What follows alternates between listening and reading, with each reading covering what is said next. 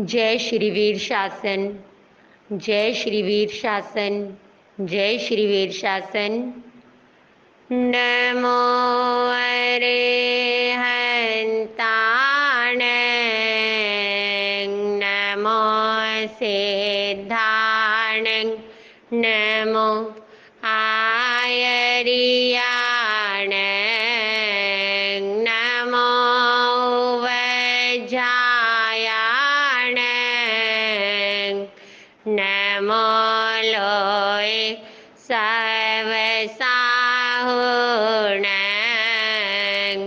एसो पंच नमोकार। सर्व पावपणासनो। मंगलाणञ्च सर्वेसे। पढ़मं हवै मंगलम। बोलिए पंच परमेष्ठि महामंत्र नवकार की जय हो। जय जग जीव जाने। वियाण जग गुरु जगानंदो। जगना हो जग बंधु। जय जग पियामहो भयवं। जय सूयाणं पभवो। तीर्थयराणंग पश्चिमो। जय जय गुरु लोगाण।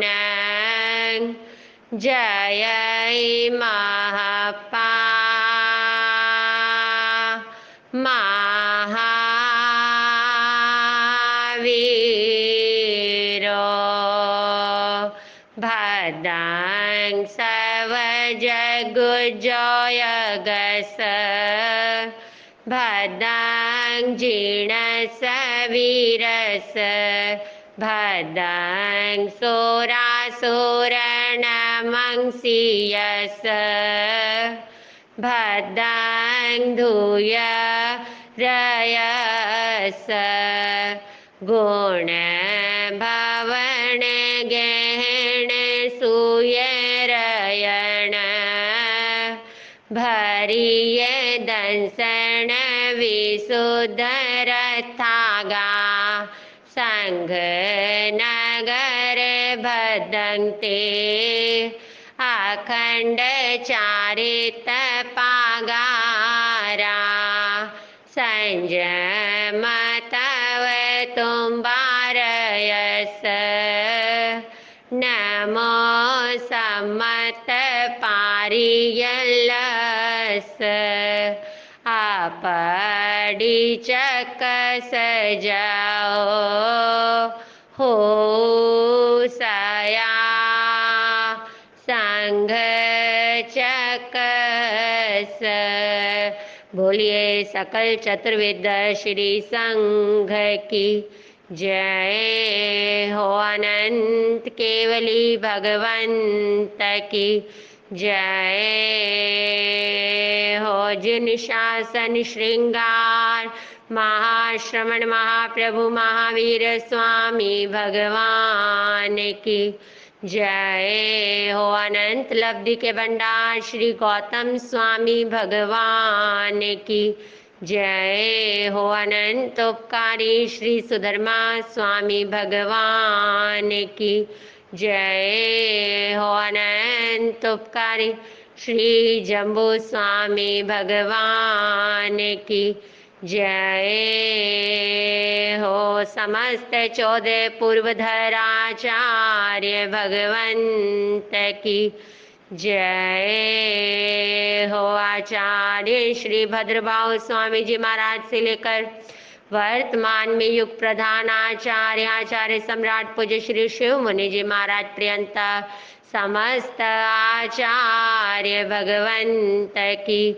जय हो परम उपकारी देवर्धि गणिक क्षमा श्रवण महाराज से लेकर वर्तमान में आगम ज्ञाता आगम पुरुष उपाध्याय भगवान श्री जितेंद्र मुनि जी महाराज पर्यंत समस्त उपाध्याय भगवंत की जय हो। विश्वरमान भगवान की जय हो। 11 गंधर्व 16 महाश्रमणियों की जय हो। भगवती आर्या महाश्रमणी श्री चंदन बालाजी महाराज से लेकर वर्तमान में मेरी गुरनी मैया अति विचक्षणा तप चंद्रिका महासती श्री नंदिनी जी महाराज पर्यंत समस्त साधु साध्वी भगवंत की जय हो।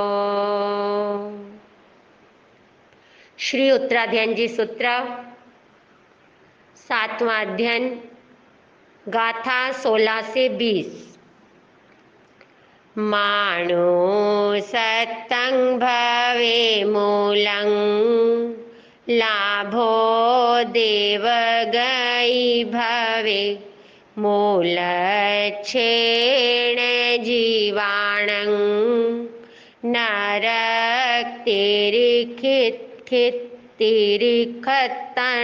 ध्रुवं मूलच्छेण जीवाणं नरक्तिरिखत्तनं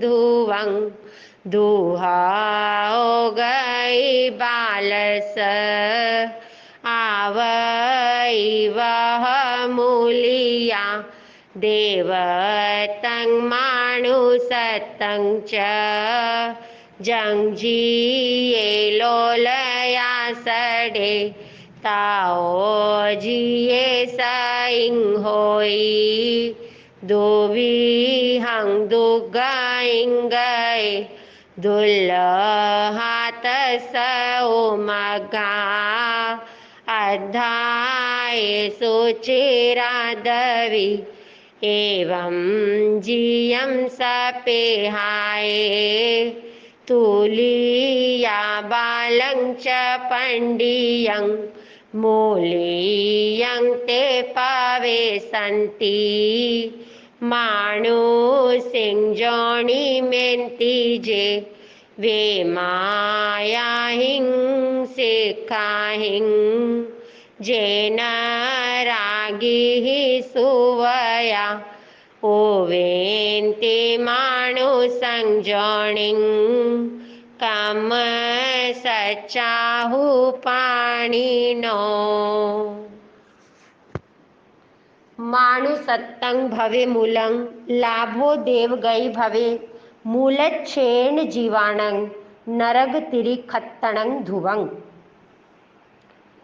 मनुष्यत्व, मनुष्य का भाव और उसमें मनुष्यत्व का होना अर्थात मानव में मानवता का होना। सबसे पहले तो मनुष्य भव का होना और उसमें मनुष्यत्व का होना, यह मूलं मूल धन के समान है। जैसे कल उदाहरण दिया 3 व्यापारियों का, एक ने मूलधन को सुरक्षित रखा और एक ने मूलधन से बहुत बढ़ा लिया और एक ने मूलधन को भी नष्ट कर दिया अपनी अज्ञानता के कारण, लोभ में फंसने के कारण। तो ऐसा यहाँ पर लाभो देव गई भवे, लाभ रूप देवगति को जानना। यहाँ पर मोक्ष नहीं कहा क्योंकि मोक्ष तो सर्वोत्तम है, सर्वोच्च है, सर्वोत्कृष्ट है। सिद्ध बुद्ध मुक्त होना तो आत्मा की नियति है, अप्पा सो परमप्पा। यहाँ पर मूलधन देवगति को कहा क्योंकि मनुष्य के काम भोगों के समक्ष कल बताया था, जैसे राई और पर्वत हिमालय, इतना अंतर है मनुष्य के काम भोगों में और देवताओं के काम भोगों में। तो मूलधन मनुष्य का भव और लाभ देवगति का मिलना और मूल का छेद मूलच्छेण जीवाणं, मूलधन का नाश अर्थात जीवों का अशुभ कृत्य करके नरक और तिर्यंच में जाना ध्रुवं निश्चित हो जाता है। जब असप्त को व्यसनों में लिप्त रहता है, अशुभ कर्म करता है, तो फिर विषय भोगों में पड़ कर के अपने मूल धन को भी नष्ट कर देता है और नरक गति और त्रियंच गति में जाना पड़ता है, पशु योनि में जाना पड़ता है। जो मार्दव आदि, मृदुता आदि, सरलता आदि गुणों को सुरक्षित रखते हैं, वे अपने मूल धन को सुरक्षित रखते हैं, जो मनुष्यत्व है, जो मूल पूंजी है। और जो विशेष पुरुषार्थ करते हैं, ऐसे जीव देव भव को प्राप्त कर लेते हैं। जो रतन त्रय से सराग संयम का पालन करते हैं, संयमा संयम का अनुष्ठान करते हैं, तो वे देव योनि के दिव्य अनुपम सुखों का अनुभव करते हैं, प्राप्त करते हैं। जो मनुष्य की अपेक्षा सहस्त्र गुना दिव्य स्वर्गीय भोगों का सेवन करने में समर्थ हो जाते हैं, लेकिन जो आश्रमों के अंदर लिप्त रहते हैं, पाप मार्ग का अनुसरण करते हैं, अधर्म में प्रवृत्त रहते हैं, ऐसे नरक और त्रियंच गति के अंदर जिनका जाना निश्चित हो जाता है, ध्रुवंग निश्चित, तो मूल धन का विनाश करके अधोगति को प्राप्त कर लेते हैं। ऐसे कर्मों का संग्रह कर लेते हैं। तो कर्म तो किसी को छोड़ते नहीं हैं, जैसे कर्मों का संग्रह करेंगे उसी के अनुसार हमें उसका सुफल, अच्छे कर्मों का सुफल मिलेगा और बुरे कर्मों का दुष्फल निश्चित है। दुहौ गई बालस आवई वह मूलिया, देवत्तंग मानुसत्तंग च जंग जिए लोलया सड़े। जो दुहौ गई बालस, जो दो गतियां हैं वे अज्ञानी जीव की हैं। आवई वह मूलिया, जो वध मूलक हैं, आपत्ति मूलक हैं, नरक गति और त्रियंच गति।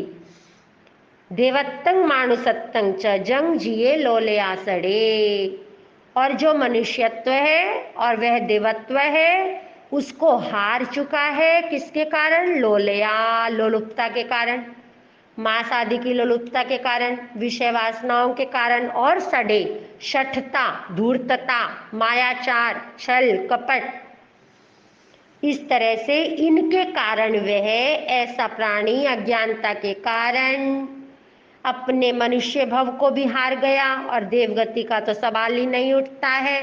तो इस प्रकार से वह आपत्ति मूलक, वध मूलक, जहाँ पर नाना प्रकार का हम देखते हैं किस प्रकार से पशुओं के साथ कठोर बर्ताव किया जाता है।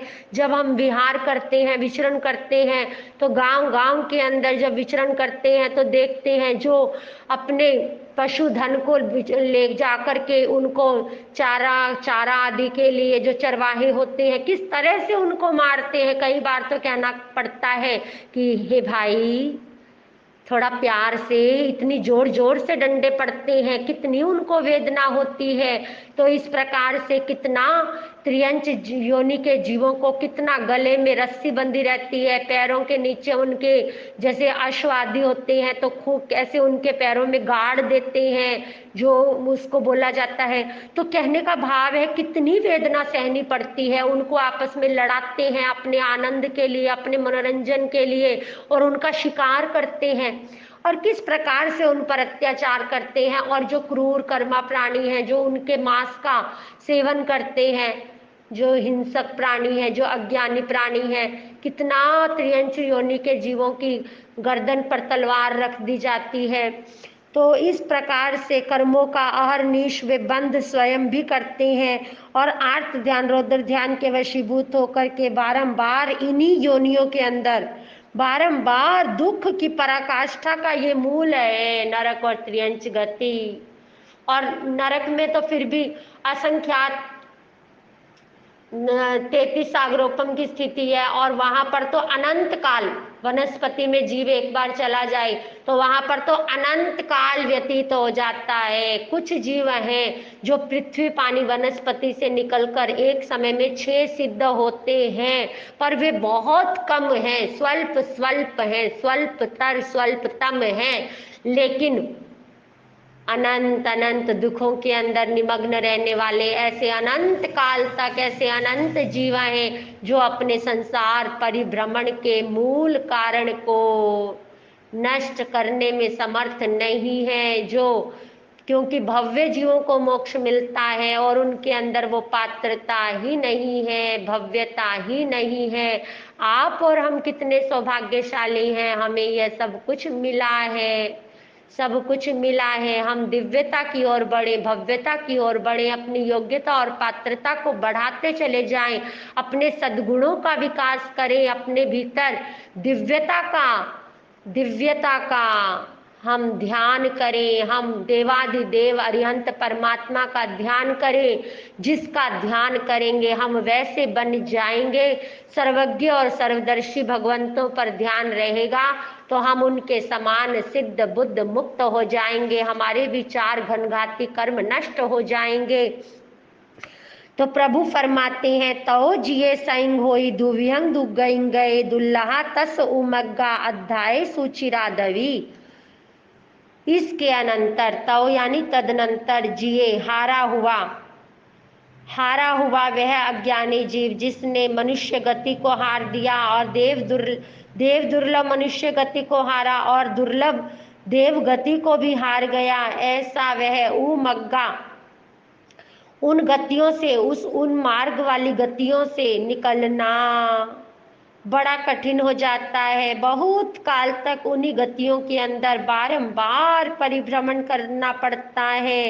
और जब ऐसा कुकर्म करता है, मनुष्यत्व को हार देता है, विषय भोगों में फंसा रहता है, तो जब अंतिम समय में मृत्यु आती है और वह अंतःकरण उसका आकुल व्याकुल हो उठता है, चिंता और शोक से भर जाता है, रात्रि में बेचैन रहता है, दुष्स्वप्न आते हैं और वह परमाधर्मी मानो स्वप्न के माध्यम से ही आकर के, क्योंकि अंतिम समय जब नरक गति का बंद किया हुआ है और वह मृत्यु का समय नजदीक है ऐसे इंसान का, तो वही नजर आना प्रारंभ हो जाता है और घबराता है। पर अब पश्चाताप के अलावा कुछ भी शेष नहीं रह जाता है, क्योंकि अब तो जैसे कर्म किए हैं उसी के अनुसार उन गतियों में जाना ही होगा।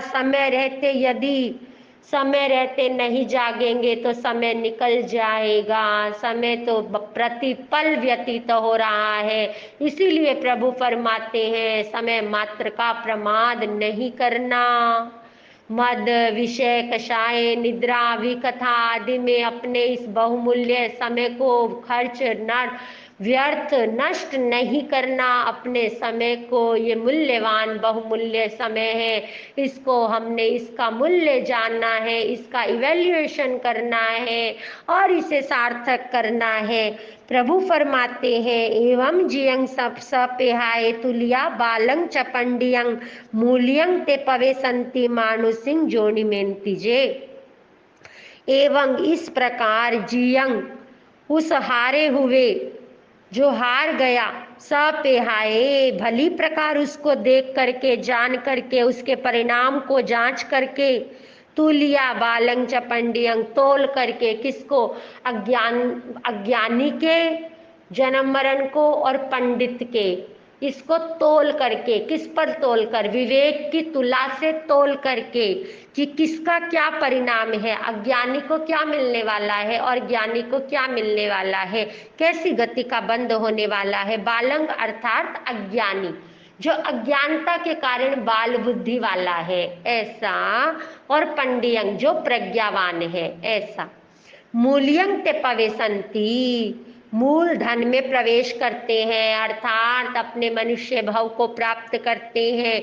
मानुष सिंह जोनी मेंती जे जो मनुष्य की योनि में आते हैं, मनुष्य भव को प्राप्त करते हैं, मूल धन को सुरक्षित रखने का पूर्ण प्रयत्न करते हैं और वे मनुष्य योनि को प्राप्त कर लेते हैं। मूल धन को सुरक्षित रखना यानी क्या? अपने जीवन के अंदर सरलता, विनम्रता, दयालुता, उदारता, गुण ग्राहकता, ईर्ष्या रहितता, ये सारे गुणों को सुरक्षित रखना। ये सारे गुण यदि सुरक्षित रहेंगे तो जानना कि हमारा मूलधन सुरक्षित है। इसीलिए आठों याम अपने भीतर झांकना, देखना, जांचना, अपनी पड़ताल करना। Check yourself every time everywhere. मेरा क्या लेवल है, मैं कहाँ हूँ, क्या मेरे जीवन के अंदर ये चारों मूल गुण सुरक्षित हैं, क्या मेरे जीवन में सरलता, विनम्रता, उदारता, गुण ग्राहकता, ईर्ष्या रहितता, ये सब पूर्णतया सुरक्षित है, तो मेरा मूल धन सुरक्षित है। और यदि इन्हीं के अंदर कमी आ गई है तो फिर देवगति, देवत्व, दिव्यता, भव्यता की तो बात ही, और सिद्ध गति तो बहुत दूर की बात है, बहुत दूर की बात है।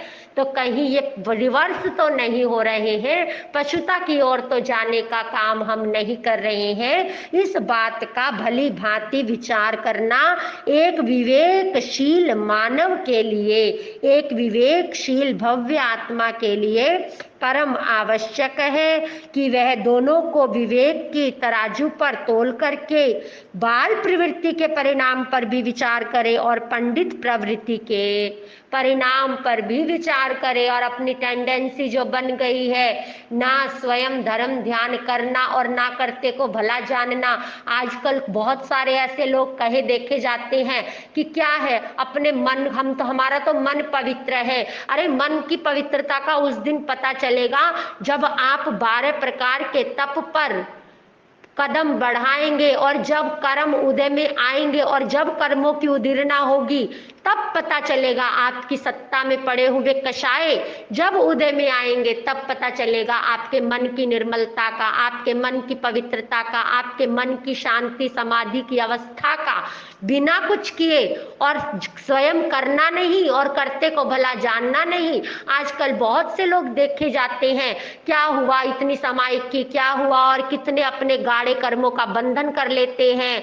अरे मन की पवित्रता मिली है पर उसको बनाए रखने के लिए तपना परम आवश्यक है। जन्मों जन्मों के कर्म सत्ता में पड़े हैं, जब तक अहिंसा संयम तप रूप इस सर्वोत्कृष्ट मार्ग पर कदम नहीं बढ़ाएंगे, दृढ़ता निष्ठा के साथ 12 प्रकार के तप का अनुष्ठान नहीं करेंगे, कर्म उदय में कर्मों की उदीरना कैसे होगी, कैसे पता चलेगा। जब कर्म उदय में आए उस समय आपके अंदर क्या स्थिति रही, क्या आपके मन की पवित्रता बनी रही, क्या निर्मलता बनी रही, क्या शांति बनी रही, क्या सब, जब सब कुछ अच्छा ही अच्छा होता है, जब पुण्य का योग होता है, उस समय अज्ञानता के कारण व्यक्ति को लगता है अरे हम तो किसी का बुरा चाहते ही नहीं, हम तो किसी का बुरा करते ही नहीं, हमारा तो मन साफ है, हमें क्या जरूरत है धर्म ध्यान करने की, हमें क्या जरूरत है स्वाध्याय करने की, तप करने की। ऐसा नहीं है। सत्ता में जन्मों जन्मों के जो कर्म पड़े हैं उनको निर्जरित करने के लिए तपना परम आवश्यक है, परम आवश्यक है। अरे स्वयं नहीं कर सकते, कोई अंतराय है, कोई बाधा है, तो जो कर रहे हैं उनकी तो अनुमोदना करके हम अपना उपादान तैयार कर सकते हैं। तो प्रभु फरमाते हैं इन दोनों को तराजू की, विवेक की तराजू पर तोल करके और भगवान वीतराग देव की इस निर्वध्य वाणी पर अटल विश्वास करके सिद्ध बुद्ध मुक्त येन केन उपायन आज से अभी से संकल्प करें कि हमने अपने मूल धन को, मनुष्यत्व को तो सुरक्षित रखना ही है और दिव्य गुणों को अपने जीवन में प्रकट करना है, देवत्व को प्रकट करना है और फिर भगवत्ता को हासिल करना है। आत्मा से परमात्मा होना मेरी नियति है और मुझे अष्ट कर्मों को नष्ट करना है, अपनी अष्ट गुण संपदा को मुझे प्रकट करना है। ऐसी संकल्प की ऊर्जा से अपने आप को भरना है और पंच परमेष्टि भगवंतों के प्रति स्वयं को सर्वात्मना समर्पित करना ही है। वेमा याहिं सिक्खाहिं जे नरागिहि सुवया उवेंति मानसं जोणिं कम सच्चा हुपाणिनो। वेमा याहिं नाना प्रकार की भांति भांति की सिक्खाहिं शिक्षाओं से जे जो नरा मनुष्य प्राणी गिहि ग्रस्त होते हुए भी सुवया सुंदर व्रत वाले हैं। अब यहाँ पर श्रावक के 12 व्रतों की बात नहीं है, सुंदर व्रत अर्थात सदाचरण करने वाले हैं, जो अपने मन में स्वभावतः शांत रहते हैं। स्वभाव उनका स्वभाव है शांत रहना, समता में रहना। अभी उनको भगवान का शासन नहीं मिला, अभी तो वे मार्गानुसारी है, अभी तो वो 35 मार्गानुसारी के जो बोल हैं उन पर हैं। अभी श्रावक के 12 व्रत नहीं धारे हैं, अभी हो सकता है आत्मा का ज्ञान भी नहीं है, अभी सम्यक दर्शन को भी समुपलब्ध नहीं हुए हैं।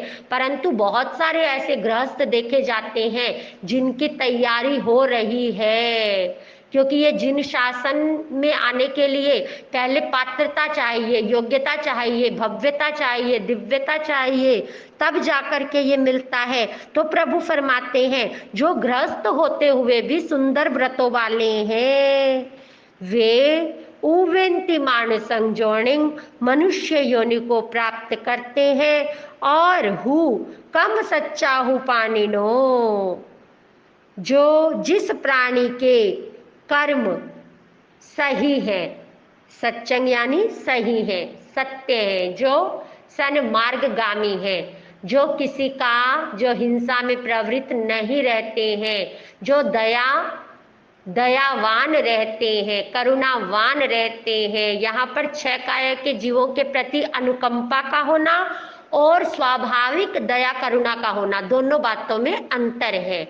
क्योंकि जो 6 काया के जीवों की अनुकंपा होती है वह आत्मज्ञान पूर्वक होती है, वह विवेक पूर्वक होती है, वहां पर कर्म की निर्जरा आत्मा का कल्याण प्रधान होता है। और यहाँ पर स्वभाव से जीवन के अंदर सदाचार है, सत्य प्रवृत्ति है, गुणवत्ता है, सदाचार से संयुक्त है और सन्मार्गगामी है, सुंदर व्रतों वाला है और दया से भरा हुआ है।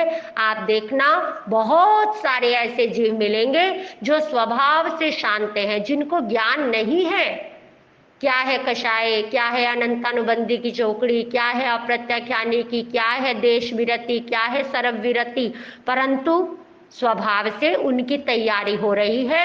और ऐसे जीव बहुत जल्दी भगवान के 4थे गुण स्थान में अर्थात अविरत सम्यक दृष्टि यानी अभी 12 व्रत रहित, 5 महाव्रतों से रहित केवल आत्मा का ज्ञान हो गया।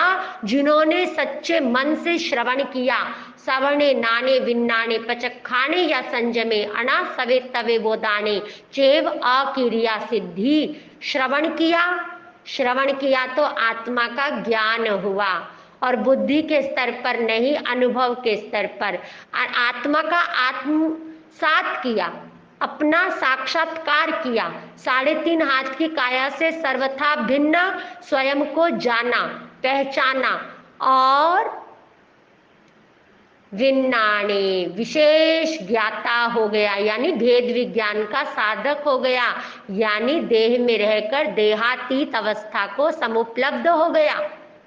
पचखाने, अब आया पचखान के अंदर, अब आया प्रत्याख्यान के अंदर, अब किया अपने जीवन को मर्यादित। और जैसे ही 5वें गुण स्थान में आ गया, देश विरति श्रावक गुण स्थान में आ गया, तो अब श्रावक जिसके अंदर श्रवण की प्यास जाग गई, जिसके अंदर विवेक जाग गया और जिसके अंदर क्रिया आ गई, सत्य क्रिया आ गई। क्रिया अर्थात 6 काया के जीवों की रक्षा करने का भाव जाग गया, और भाव ही नहीं जागा, करने लगा, क्रियान्वित करने लगा अपनी भाव दशा को अपने आचरण के द्वारा।